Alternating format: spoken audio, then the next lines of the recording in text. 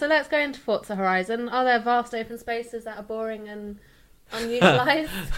Yeah, but I can slam a car through fences and walls, so it's not actually too bad.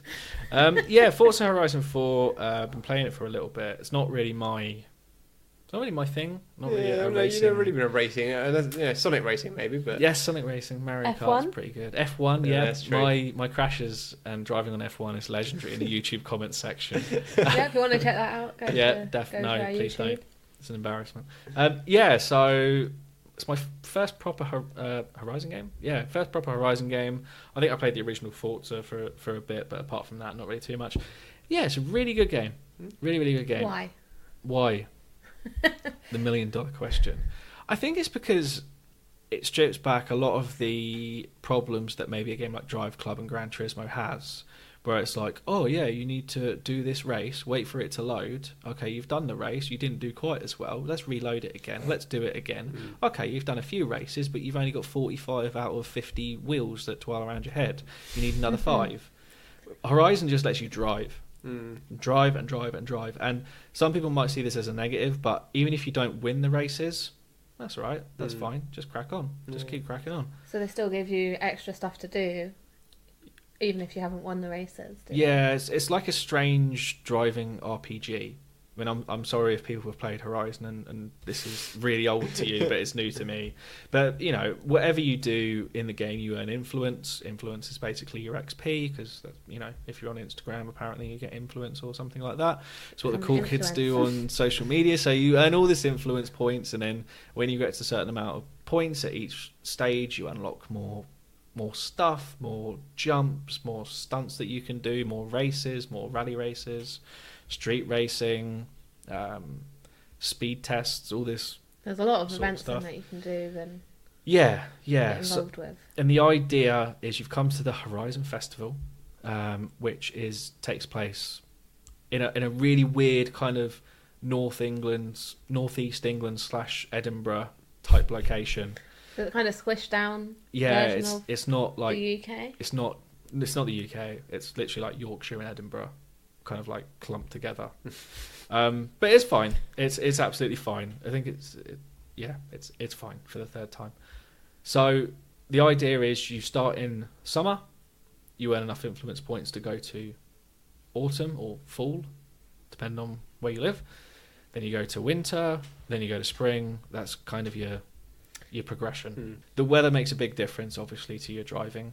And, you know, for example, this is obvious stuff, but in winter, some of the big lakes are all iced over. And guess what? You're going to have a race on it. Blah, blah, blah. But, yeah, it's just fun. It's just literally a case of drive. Yeah, what you want from a racing game, though, isn't it? Like, yeah. So you said, it's removing all that nonsense. Yeah. I think you don't get to... You know, you mentioned Instagram and social media and that. Do you get to fist bump in that, like in Need for Speed? There's loads of weird emotes that you can do. Like, before you race, like, your character will be there. So, I don't know, your car might be perched on the top of a cliff or something while you're waiting for a race, and all you can see is your character doing a floss or a dab or something, just constantly. Brilliant. And they'll keep doing it unless you press A. That's great. So, yeah. It's a bit weird. It's a little bit weird, but... Yeah, it's just fun. What about the general weather? Like, does it rain randomly or not really? Or Dynamic weather conditions. I'm not sure it does. Because that's what they said was dynamic weather, wasn't it? Oh, they did, didn't they? I'm not sure. I've not noticed, to be honest with you. I'll be honest. I've played it for quite a while now.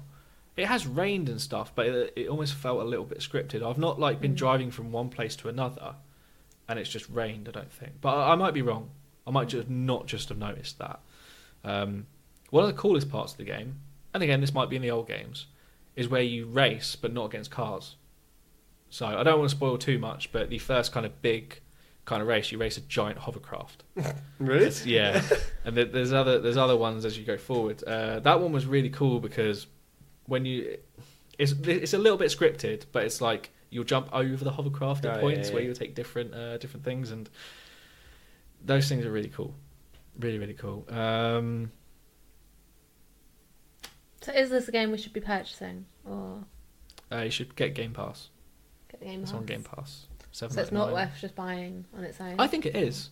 I think if you've got any interest in racing or driving games whatsoever, and you just kind of, let's have a drive. I think I'd probably recommend to purchase this rather than Gran Turismo or normal Forza, to be honest with you. Is that because of your love of Scotland and the fact it's got some Scotland in? Maybe.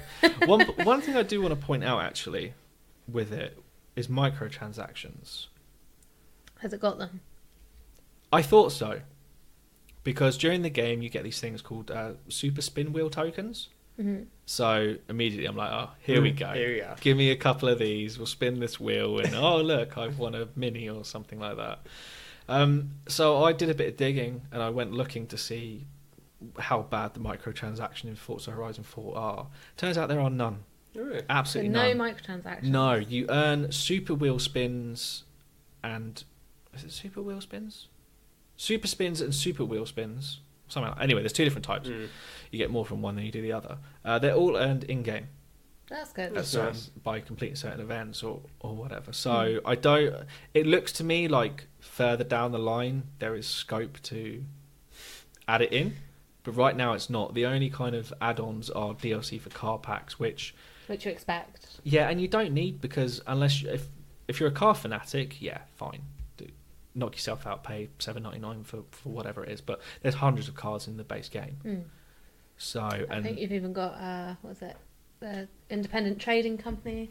Yes, I got that today. Only pulls and horses. It was only 35,000 credits, so and there's loads of custom liveries on there as well. So you can let someone else do the hard work with creating a cool livery for your car. Then you just download it and it's fine. I think my McLaren F1 looks like Diva from Overwatch. So there you go. I'm not sure it's quite as bright as Diva, but it's the same colours though. It's like white, same black, colours, and purple and yeah. bluey, and I don't think it is that, but maybe I'll get general vibe.